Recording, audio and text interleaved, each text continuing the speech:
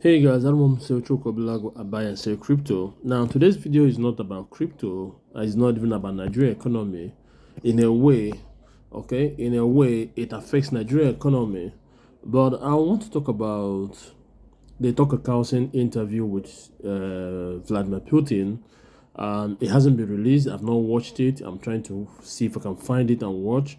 Okay, but the way everybody's batching Tucker Carlson, it seems like there's something US does not want the world to know. Okay? And one thing about the world we live in today is that we have short memory. We have short memory, really short memory. Because what is playing out now has happened in the past, but didn't get to this point. Remember the Cuban Missile Crisis? There was even a movie about it, and if you have read Kennedy's book, I have a book on Kennedy which I read, and there was mention of the Cuban Missile Crisis, where Fidel Castro, with the help of Russians, wanted to set up a missile base in Cuba. So it's kind of Castro wanted to use it as a defense mechanism against the U.S. should the U.S. try anything against Cuba. Okay, U.S. was vehemently against it. It almost got to the point of going to war, and in the whole crisis, only one person lost his life, which was the pilot, the pilot that was flying the spy plane, the U.S. spy plane, to spy on what is going on at the missile site. That was the only person that lost his life in that crisis. Okay, Kennedy, the war machine was pressuring Kennedy to go to war with the Russians. And finally, emissaries between the US and Russia got a message to Vladimir Putin, and the missiles were taken down. You get it. Meanwhile, there was already breakdown of communication between Russia and the U.S.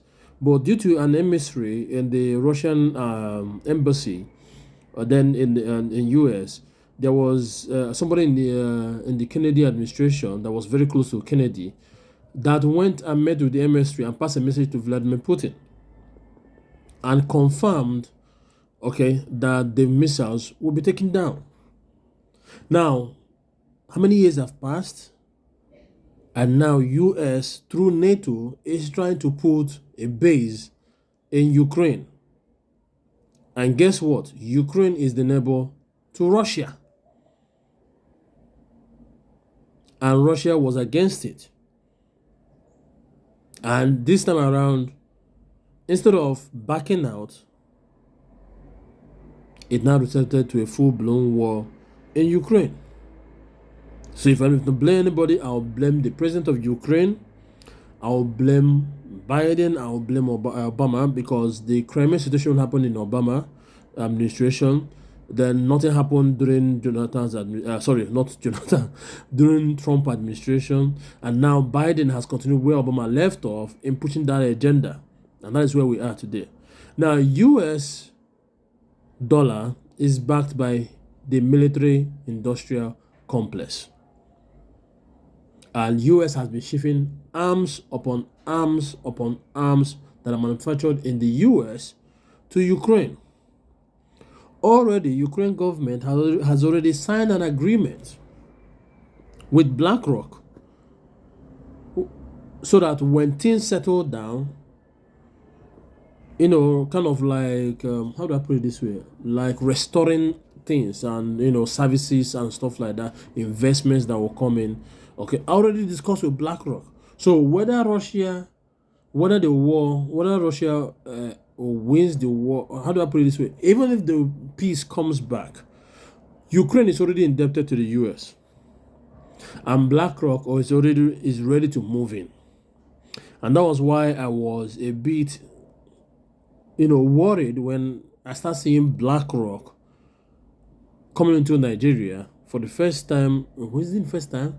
First time it made news, because I didn't hear about BlackRock during Obasanjo, during Jonathan, during the previous president. It's just now that I started hearing about BlackRock in Nigeria.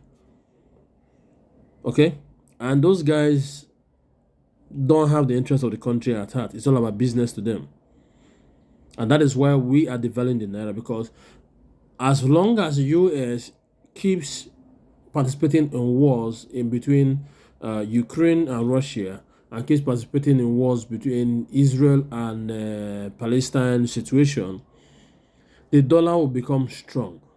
And when the dollar becomes strong, every other country, every other currency that is pegged to the dollar or dependent on the dollar or that has a reserve in dollar will continue to devalue. And that is where it's impacting our dear naira. So I just pray that Americans see through this and vote in Trump, somebody who is peace loving. Because when trust me, when Trump was in power, globally there was peace. And not only that, economic wise, globally things were stable because the dollar wasn't too strong.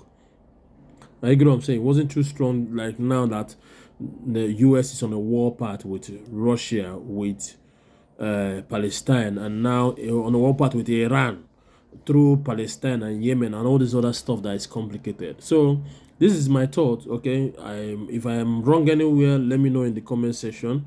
Okay, but I know that I've watched the movie. There's a movie out there concerning the Cuban Missile Crisis. There is a book on Kennedy, JF Kennedy, that you can go and pick up yourself, and it talked about the Cuban Missile Crisis, because that was one of the biggest issues during the Kennedy administration. So guys, that's it for this video. Thank you guys for watching. Till I see you guys next time, take care and bye for now.